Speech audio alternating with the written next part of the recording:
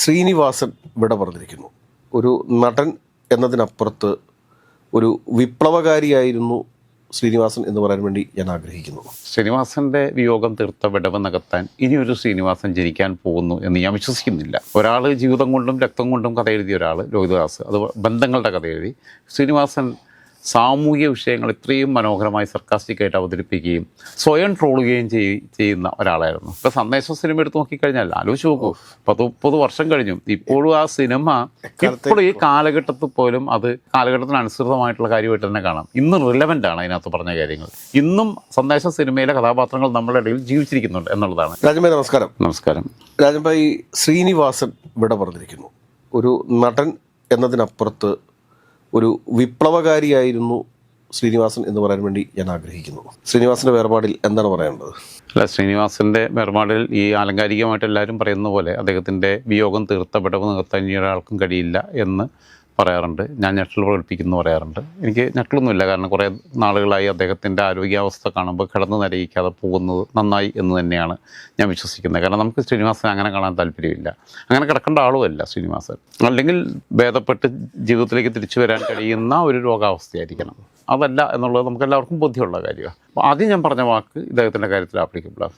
ശ്രീനിവാസന്റെ വിയോഗം തീർത്ത വിടവ് നികത്താൻ ഇനിയൊരു ശ്രീനിവാസൻ ജനിക്കാൻ പോകുന്നു എന്ന് ഞാൻ വിശ്വസിക്കുന്നില്ല. കാരണം മലയാള സിനിമയുടെ ലോക സിനിമയ്ക്കകത്ത് ലൂമിയർ സഹോദരന്മാർ ഈ സിനിമ കണ്ടുപിടിക്കുന്നു, അതിനുശേഷം പിന്നീട് ഇന്ത്യയിൽ വരുന്നു. മലയാള സിനിമയ്ക്കകത്ത് വിഗതകുമാരൻ വരുന്നു. വിഗതകുമാരൻ്റെ പിന്നീട് ആ വിഗതകുമാരൻ വരുന്ന പശ്ചാത്തലം എല്ലാം കൂടെ വെച്ചിട്ടാണ് കമൽ പിന്നീട് കലൈഡോസ്കോപ്പ് 2011 തോന്നുന്നു, 12 കാലഘട്ടത്തിൽ ചെയ്യുന്നത്. മലയാള സിനിമ നിശബ്ദ സിനിമയായിരുന്ന സമയത്തും അത് കഴിഞ്ഞിട്ട് പിന്നീട് ശബ്ദം ഉള്ള സിനിമയായി മാറി. അന്നെല്ലാം സ്റ്റുഡിയോയ്ക്കകത്താണ് ഷൂട്ടിംഗ് നടക്കുന്നത്. പിന്നെ ഈ വാതിൽപ്പുറ ചിത്രീകരണം തുടങ്ങുന്നത്, ഔട്ട്ഡോർ ഷൂട്ടിംഗ് ആരംഭിക്കുന്നത് PN മേനോൻ്റെ ഓളവും തിരത്തിലാണ്. അങ്ങനെയുള്ള സിനിമയുടെ വഴികൾക്കകത്തും മൊത്തം നോക്കുമ്പോൾ ഒരുപാട് പേരുടെ ഒത്തിരി സംഭാവനകളുണ്ടെങ്കിലും ശ്രീനിവാസനും ലോഹിതദാസും ഈ രണ്ട് സ്ക്രിപ്റ്റ് റൈറ്റേഴ്സ് എന്നുള്ള രീതിയിലാണ് രണ്ടുപേരെയും ഏറ്റവും ശ്രദ്ധിക്കേണ്ടത്. അവരുടെ കഥകൾ, അവരുടെ തിരക്കഥകൾ, അതിൻ്റെ ഒരു ഭംഗി. ഒരാൾ ജീവിതം കൊണ്ടും രക്തം കൊണ്ടും കഥ എഴുതിയ ഒരാൾ ലോഹിതദാസ്, അത് ബന്ധങ്ങളുടെ കഥ എഴുതി. ശ്രീനിവാസൻ സാമൂഹിക വിഷയങ്ങൾ ഇത്രയും മനോഹരമായി സർക്കാസ്റ്റിക്കായിട്ട് അവതരിപ്പിക്കുകയും സ്വയം ട്രോളുകയും ചെയ്യുന്ന ഒരാളായിരുന്നു. അദ്ദേഹത്തെ ഏറ്റവും കൂടുതൽ ട്രോൾ ചെയ്തിട്ടുള്ള പുള്ളിയാണ്. എനിക്കിന്ന് പത്രങ്ങളൊക്കെ അല്ലെങ്കിൽ ഓൺലൈൻ മീഡിയ ഒക്കെ എടുത്ത് നോക്കിയപ്പോൾ എനിക്ക് പുച്ഛം തോന്നിപ്പോയി. ശിരൂരിൽ അർജുൻ വെള്ളത്തിൽ പോയപ്പോൾ പിന്നെ ഉള്ളതുപോലെ, അല്ലെങ്കിൽ ഇവിടെ പോയി കമൻട്രി പറഞ്ഞതുപോലെ, നമ്മുടെ മുണ്ടക്കൈ ചൂരൽമലയിൽ പോയിട്ട് പറഞ്ഞതുപോലെ ഭയങ്കര ബോറിംഗ് ആയിട്ടുള്ള ചില തലക്കെട്ടുകളൊക്കെ വരുന്നത്. അപ്പോൾ മെയിൻ സ്ട്രീം മാധ്യമങ്ങളാണ് കൊടുക്കുന്നത്. അത് പ്രിൻ്റ് മീഡിയയും കൊടുക്കുന്നുണ്ട്, വിഷ്വൽ മീഡിയയും കൊടുക്കുന്നുണ്ട്. ഒരെണ്ണം ഞാൻ ശ്രദ്ധിച്ചത്, ധ്യാൻ ശ്രീനിവാസൻ നെഞ്ചുപൊട്ടി തിരിച്ചെത്തി, അച്ഛനെ കണ്ട് കരഞ്ഞു. മരിച്ചു കിടക്കുന്ന ശ്രീനിവാസനെ കാണുമ്പോൾ പിന്നെ കരയല്ല, അത് അവിടെ പിന്നെ എന്തോ കഥകൾ എഴുതിക്കണോ എനിക്ക് മനസ്സിലാവുന്നില്ല. അത് വളരെ സ്വാഭാവികമായ കാര്യങ്ങൾക്കകത്ത് എന്തെങ്കിലും അസ്വാഭാവികമായ ഒന്ന് സംഭവിക്കുകയാണെങ്കിൽ ഇപ്പം ധ്യാൻ ശ്രീനിവാസൻ അവിടെ പോയിട്ട് ചിരിച്ചു എന്ന് പറഞ്ഞാൽ വാർത്തയാക്കാം. അത് കാരണം സാധാരണഗതിയിൽ സംഭവിക്കാതെ. അപ്പോൾ വാർത്ത എന്താണെന്ന് പോലും അറിയാത്ത രീതിയിലേക്ക് ഈ വാർത്തകൾ ABCD എല്ലാം കലക്കി കുടിച്ചെന്ന് പറയുന്ന ആൾക്കാർ തന്നെ ചെയ്യുന്നൊരു വികൃതമായ ഒരു കാലഘട്ടം എന്ന് വേണമെങ്കിൽ പറയാം. 1956 ഇദ്ദേഹം ജനിക്കുന്നത്. അത് കഴിഞ്ഞിട്ട് പിന്നെ കണ്ണൂർ ജില്ലയിലെ കൂത്തുപറമ്പിനടുത്ത് പാട്യം, നമുക്കറിയാം പാട്യം രാജൻ, അങ്ങനെ ഒത്തിരി പേരുണ്ട്. കമ്മ്യൂണിസ്റ്റ് പാർട്ടിക്ക് ഒരുപാട് വരെ സംഭാവന ചെയ്തിട്ടുള്ള നാടാണ്. കമ്മ്യൂണിസ്റ്റ് കുടുംബത്തിലാണ് ജനിച്ചത്. അച്ഛൻ പിന്നെ കമ്മ്യൂണിസ്റ്റ് പാർട്ടിയുടെ പ്രവർത്തകനായിരുന്നു. അങ്ങനെ അദ്ദേഹം ശരിക്കും പറഞ്ഞാൽ രാഷ്ട്രീയം നന്നായിട്ട് നല്ല പൊളിറ്റിക്കൽ സെൻസ് ഉള്ള ആളാണ്. ഹ്യൂമർ സെൻസ് എന്ന് പറയുന്നത് രണ്ടും കൂടെ കൂടി ചേർന്നിട്ട് പോകുന്ന നാട്ടുംപുറത്ത് നിന്നുള്ള നിരീക്ഷണ ബുദ്ധി. ഇപ്പോൾ നമ്മുടെ നാട്ടുംപുറത്തെ ചായക്കടയ്ക്കകത്ത് പോയി കഴിഞ്ഞാൽ ആൾക്കാർ വളരെ രസകരമായിട്ട് സംസാരിക്കും, നമുക്ക് കേൾക്കാം. അല്ല, പത്രമാധ്യമ രംഗത്തൊക്കെ എനിക്ക് തോന്നുന്നു കൂടുതലായിട്ടും പ്രവർത്തിക്കുന്നത് തന്നെ ഈ നാട്ടുംപുറത്തു നിന്ന് വന്നിട്ടുള്ള ആളുകളാണ്. നമ്മൾ ഇപ്പോഴത്തെ മുഖ്യധാര ചാനലുകൾ എടുത്ത് നോക്കിക്കഴിഞ്ഞാലും അതിനകത്ത് പ്രവർത്തിക്കുന്നില്ല തന്നെ നാട്ടുംപുറത്തുള്ള. അപ്പോൾ അങ്ങനെ പിന്നെ ഇദ്ദേഹം വരുന്നു. പിന്നീട് ഇദ്ദേഹം മദ്രാസ് ഫിലിം ഇൻസ്റ്റിറ്റ്യൂട്ടിലെ അവിടെ പിന്നെ ഡിപ്ലോമ കോഴ്സാണ്. മുമ്പേ ഫിലിം ഇൻസ്റ്റിറ്റ്യൂട്ടിൽ പിന്നെ ഗ്രാജുവേഷനും ഒക്കെ ഉണ്ട്. അപ്പോൾ അവിടെ പോയി പഠിക്കുമ്പോൾ അവിടെ രജനീകാന്ത് അദ്ദേഹത്തിൻ്റെ കൂടെ പഠിച്ചിരുന്നതാണ്. 1976 PA ബക്കറിൻ്റെ മണിമുഴക്കം എന്ന ആ സിനിമയിലാണ് ഇദ്ദേഹം അസിസ്റ്റൻ്റായിട്ടൊക്കെ വരികയൊക്കെ ചെയ്യുന്നത്. ആ കാലത്ത് പലർക്കും ശബ്ദം കൊടുക്കുന്ന രീതി ഉണ്ടായിരുന്നു അദ്ദേഹത്തിന്. ഡബ്ബിങ് ആർട്ടിസ്റ്റായിട്ട് കൂടെ ചെയ്തിട്ടുണ്ട്. അത് നമ്മൾ ആരും അറിയാത്തൊരു കാര്യമാണ്. ഇന്നിപ്പോൾ അദ്ദേഹത്തിൻ്റെ ചരിത്രം പഠിച്ചപ്പോഴാണ് മനസ്സിലാക്കുന്നത്. 84 ഓടരുത് അമ്മാവ ആളറിയാം എന്ന സിനിമയ്ക്കാണ് ആദ്യമായിട്ട് കഥ എഴുതുന്നത്. പിന്നീട് ഇങ്ങോട്ട് ഒരു ശ്രീനിവാസൻ്റെ ഒരു യുഗം എന്ന് പറയുന്നത് വല്ലാത്തതാണ്. നാടോടിക്കാറ്റാണ് അതിൽ ഏറ്റവും വലിയ ടേണിംഗ് പോയിന്റ് എന്ന് പറയുന്നത്. അദ്ദേഹത്തിൻ്റെ കഥാപാത്രങ്ങൾ തന്നെ ആലോചിച്ച് നോക്കണം. ഞാനിന്നിപ്പോൾ ഒരുപാട് പേരുമായിട്ട് സംസാരിച്ചു. നമ്മളെ പിന്നെ ഒമർ ലുലു ഡയറക്ടർ, അതേപോലെ തന്നെ ഡയറക്ടറും നടനുമായിട്ടുള്ള ജോയ് മാത്യു, നിരവധി ആളുകളോടൊക്കെ ഞാൻ സംസാരിച്ചു. അപ്പോൾ ഇത് സംസാരിക്കുമ്പം അവർ പലരും പറയുന്നത്, കല്ലൂർ ഡെന്നീസ് തിരക്കഥാകൃത്തായിരുന്നത്, അപ്പോൾ ഇവർക്കൊക്കെ പറയുന്ന കാര്യം എന്ന് വെച്ചാൽ പുള്ളിയുടെ കഥാപാത്രങ്ങളുടെ സ്വഭാവവും കാര്യങ്ങളൊക്കെ എടുത്ത് നോക്കണം. ഇപ്പോൾ ദാസനും വിജയനും പണ്ടൊക്കെ വർമ്മ, വാര്യർ അങ്ങനെയുള്ള ഒരു സവർണ സ്വഭാവമുള്ള കഥാപാത്രങ്ങളായിരിക്കും വരുന്നത്. ആ രീതിയിലുള്ള സംഭവത്തിൽ വരുമ്പം, അല്ലെങ്കിൽ ഇപ്പം നമ്മളെ കിങ്ങിലെ ജോസഫ് അലക്സ് പോലെയുള്ള ആ രീതിയിൽ ഇപ്പം ഏത് മതം എന്തോ ആവട്ടെ കറക്റ്റാണ്. കാരണം നേരത്തെ ഈ നസീർ സിനിമകളിലും സത്യൻ സിനിമകളിലൊക്കെ രാജൻ മേനോൻ, രാജേഷ് മേനോൻ, രാജൻ നായർ, മിസ്റ്റർ രാജൻ നായർ, മിസ്റ്റർ രാജൻ പണിക്കർ, അല്ലെങ്കിൽ ഇപ്പം ക്രിസ്ത്യൻ കഥാപാത്രമാണെങ്കിലും ഹിന്ദു മുസ്ലിം കഥാപാത്രമൊക്കെ ആണെങ്കിലും ഒരു എലൈറ്റ് ക്ലാസിൻ്റെ പിന്നെ റെപ്രസെൻ്റ് ചെയ്യുന്ന ആളുകളായിട്ട് നായകൻ മാറുകയും മറ്റേത് വില്ലൻ വേറൊരു രീതിയിലാകുകയും ചെയ്യുന്നൊരവസ്ഥയുണ്ടായിരുന്നു.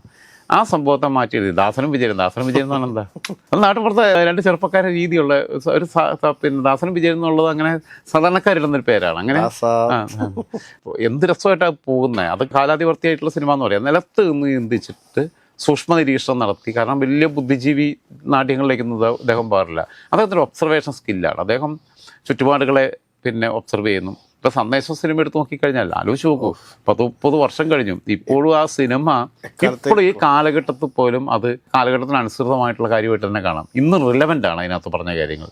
ഇന്നും സന്ദേശം സിനിമയിലെ കഥാപാത്രങ്ങൾ നമ്മുടെ ഇടയിൽ ജീവിച്ചിരിക്കുന്നുണ്ട് എന്നുള്ളതാണ്. ശങ്കരാടിയും ജീവിച്ചിരിക്കുന്നുണ്ട്, ശ്രീനിവാസനും ജീവിച്ചിരിക്കുന്നുണ്ട്. അങ്ങനെ ഒരുപാട് ശ്രീനിവാസന്മാരെ ശങ്കരാടിമാരെ നമ്മൾ കണ്ടുകൊണ്ടിരിക്കുക. ഒന്നും വേണ്ട, അതിന് നമ്മൾ AKG ഭവനിലോ AKG സെൻറ്ററിലോ അല്ലെങ്കിൽ നമ്മളെ CPIയുടെ MN ഗോവിന്ദൻ നായർ മന്ദിരത്തിലോ ഒക്കെ ഒന്ന് പോയി നോക്കിയാൽ മതി. നമ്മളിങ്ങനെയുള്ള ഒരുപാട് പേരെ നമുക്ക് കാണാൻ കഴിയും. പല ആൾക്കാരെ, എല്ലാവരെയും അല്ല ഞാൻ പറയുന്നത്. ഇപ്പോഴും അതേ ലെവലിൽ നിൽക്കുന്ന ശങ്കരാടിയുടെയും ശ്രീനിവാസൻ്റെയും കഥാപാത്രങ്ങളുടെ ലെവലിൽ നിൽക്കുന്നുള്ളതാണ്. അതിന് ആക്ഷേപഹാസ്യത്തിൻ്റെ വഴിയെ ഇദ്ദേഹം സഞ്ചരിക്കുമ്പം പ്രേക്ഷകനെ കൂടെ നടത്തിക്കാൻ അദ്ദേഹത്തിന് പറ്റുന്നുണ്ട്. അദ്ദേഹം സഞ്ചരിക്കുന്ന വഴിയിലൂടെ പ്രേക്ഷകരെ കൊണ്ടുപോകുന്നു. ഇപ്പം മറ്റൊന്നാലോചിക്കും, ഇപ്പം ചിന്താവിഷ്ടിയായ ശ്യാമള എന്ന് പറയുമ്പം അതൊരു ശബരിമല വിശ്വാസിയെ നോവിച്ചൊന്നുമില്ല, എല്ലാവരും ആസ്വദിച്ചു. വളരെ ഭംഗിയായിട്ട്, അതായത് മനുഷ്യൻ ഒരു വിഷയത്തിൽ നിന്ന് ഒളിച്ചോടാൻ വേണ്ടി ആത്മീയതയുടെ മാർഗം തിരഞ്ഞെടുക്കുന്നതിൻ്റെ ഒരു കാര്യമാണ് പറയുന്നത്. അപ്പം മാത്രമല്ല, കള്ളുകൂടി നിർത്താൻ വേണ്ടി ശബരിമലയ്ക്ക് പറഞ്ഞയച്ച അതേ അമ്മായിയപ്പൻ കുടിപ്പിക്കാൻ വേണ്ടി വേറൊരുത്തനെ സോപ്പിട്ട് കുപ്പി വാങ്ങിപ്പിച്ച് കുടിപ്പിക്കാൻ വേണ്ടി ശ്രമിക്കുന്ന കഥാപാത്രം. എല്ലാ കോണിലും അദ്ദേഹത്തിൻ്റെ ശ്രദ്ധയുണ്ടായിരുന്നു എന്നുള്ളതാണ്. അതേപോലെ അദ്ദേഹത്തിൻ്റെ കഥാപാത്രങ്ങൾക്കുള്ള പേര് അദ്ദേഹം തന്നെയാണ്. ഇപ്പം ഈ തേന്മാവിൻ കൊമ്പത്ത് എന്ന സിനിമയ്ക്കകത്ത് പ്രിയൻ്റെയാണ് കഥയും തിരക്കഥയൊക്കെ ഉള്ളത്. അതിനകത്ത് ഇദ്ദേഹത്തിൻ്റെ കഥാപാത്രത്തിൽ അപ്പക്കാള എന്നുള്ളൊരു പേര്, അതിനകത്ത് മോഹൻലാലിൻ്റെ മാണിക്യത്തെ നമ്മൾ മറന്നുപോയാലും നെടുമുടി വേണുവിൻ്റെയും KPC ലളിതയുടെയും ശോഭനയുടെ കഥാപാത്രം പോലും എനിക്ക് കൃത്യമായിട്ട് ഓർമ്മയില്ല. കാർത്തുമ്പി. പക്ഷേ അപ്പക്കാള ആരും മറക്കത്തില്ല. അതാണ് എൻ്റെ രസകരമായിട്ടുള്ളൊരു ഇതെന്ന് പറയുന്നത്. അത് മാത്രമല്ല, പുള്ളി തന്നെ ട്രോളും തൻ്റെ സുഹൃത്തുക്കളെ ട്രോളും സിനിമയുടെ അണിയറക്കഥകൾ വളരെ രസകരമായി അവിടെ എന്താ യഥാർത്ഥത്തിൽ നടക്കുന്നതെന്നുള്ളത് ജനങ്ങളുടെ മുമ്പിലേക്ക് എത്തിച്ചതാണ് അഴകിയ രാവണൻ, ഉദയനാട് താരം തുടങ്ങിയിട്ടുള്ള സിനിമകളൊക്കെ. ഇതിനകത്തൊക്കെ ഈ സാധനം കൊണ്ടുവരുന്നുണ്ട്. അപ്പോൾ അഴകിയ രാവണൻ തന്നെ സത്യം പറഞ്ഞാൽ മറ്റൊരു സിനിമയുടെ കഥ പറയാനാണ് കമലും ശ്രീനിവാസനും കൂടെ മമ്മൂട്ടിയുടെ അടുത്ത് പോകുന്നത്. അപ്പോൾ മമ്മൂട്ടിക്ക് അറിയാമല്ലോ ഇപ്പോൾ ടെക്നോളജിയോടുള്ള അഭിനിവേശം. പുള്ളി ക്യാമറയൊക്കെ എന്ന് പറഞ്ഞാൽ പുള്ളിക്ക് ഭയങ്കര ക്രേസാണ്. അപ്പോൾ പുള്ളി ഇവർ കഥ പറഞ്ഞു തുടങ്ങുക. അപ്പോൾ ശരി, ഇത് ഞാൻ UK പോയപ്പോൾ മേടിച്ച ക്യാമറയാണ്, ഇതിൻ്റെ ഓപ്ഷൻസ്, ഇതിൻ്റെ സ്പെസിഫിക്കേഷനൊക്കെ പറഞ്ഞു കൊടുക്കും. ഓക്കെ എന്നൊക്കെ പറഞ്ഞു വെക്കും. അത് കഴിഞ്ഞിട്ട് പിന്നെയും കഥ ഇങ്ങനെ പറഞ്ഞുകൊണ്ടിരിക്കുക.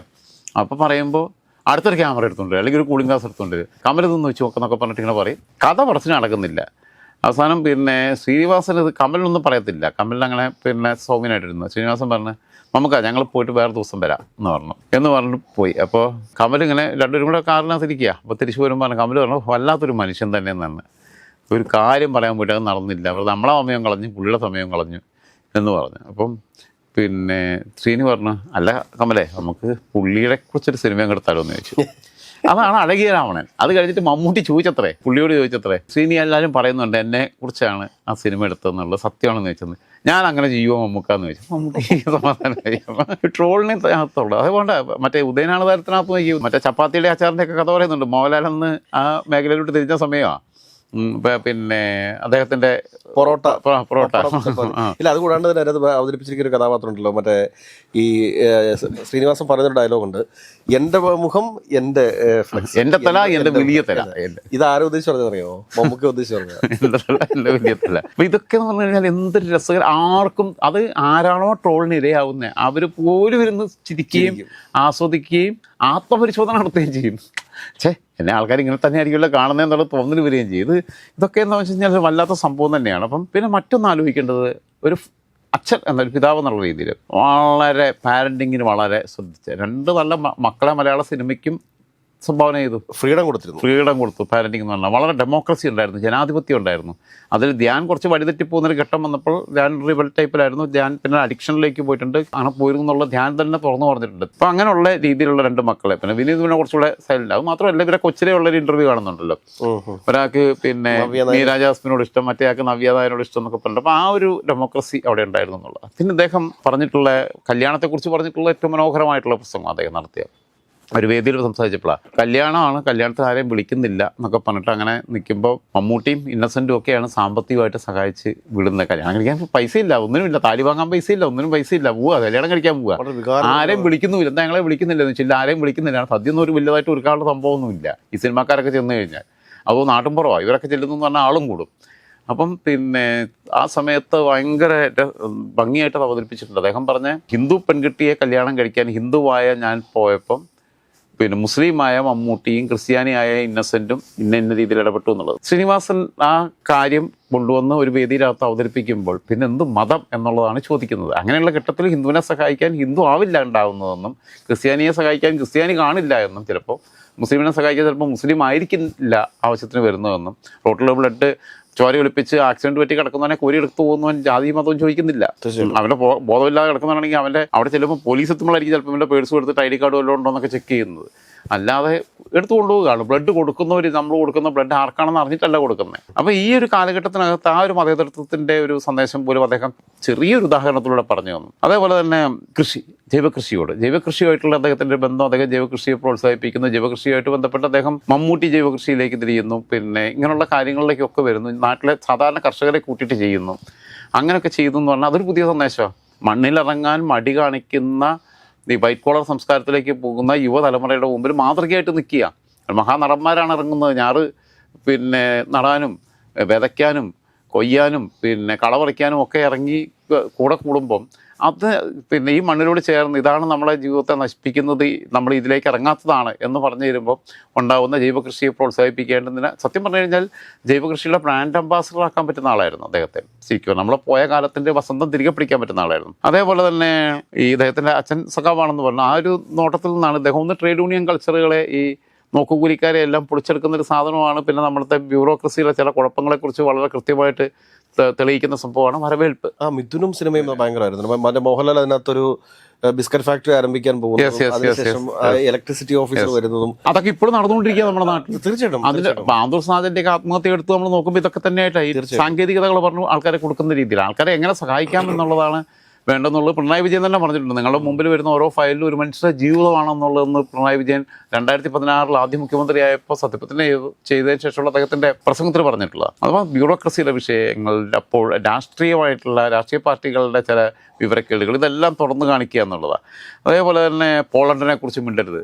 ആലോചിച്ച് നോക്കും, ശ്രീനിവാസ് എത്ര കൊല്ലം കഴിഞ്ഞാൽ ഈ സാധനം ഒന്നുകിൽ ഈ പറച്ചിൽ ഇല്ലാതാവണം എന്നുണ്ടെങ്കിൽ CPM CPI ഇല്ലാതാവണം. അപ്പോൾ പിന്നെ ഈ വിഷയം വരുന്നില്ല. ഉള്ള കാലത്തോളം പോളണ്ടിനെ കുറിച്ച് മിണ്ടരുതെന്നുള്ളതൊരു പോളണ്ടിനെ കുറിച്ച് മാത്രം പറയരുത് എന്ന് പറയുന്ന ഒരു സാധനമായിട്ട് തന്നെ മാറും. മോനെ ദിനേശ് ഇപ്പോൾ ആരും പറയുന്നില്ല. ഒരു കാലത്ത് ട്രെൻഡായിരുന്നു, ഓർമ്മയുണ്ടോ? പക്ഷേ ഇപ്പോൾ അതില്ല. പോളണ്ടിനെ കുറിച്ച് പറയരുതെന്നുള്ളതും അയ്യോ അച്ഛാ പോകല്ലേ എന്നുള്ളതും എല്ലാ കാലത്തും എടുത്ത് ഉപയോഗിക്കുന്നുള്ളതാണ്. ശ്രീനിവാസിന്റെ ആദ്യ സിനിമ ഉണ്ടല്ലോ, ഓടരുതമ്മാവ ആളറിയാം. അത് കൃത്യമായിട്ട് നമ്മുടെ അമ്മാവന്മാരുടെ ക്യാരക്ടർ അങ്ങോട്ട് വരച്ചു വെച്ചേക്കുമല്ലേ. ഓടരുതമ്മാവ ആളറിയാം എന്നുള്ളത് 1984 അതിൻ്റെ കഥ സിനിമ എഴുതുന്നതിൻ്റെ കഥ. ഞാൻ ശ്രീനിവാസനുമായിട്ട് എനിക്കൊരു അനുഭവമുണ്ട്.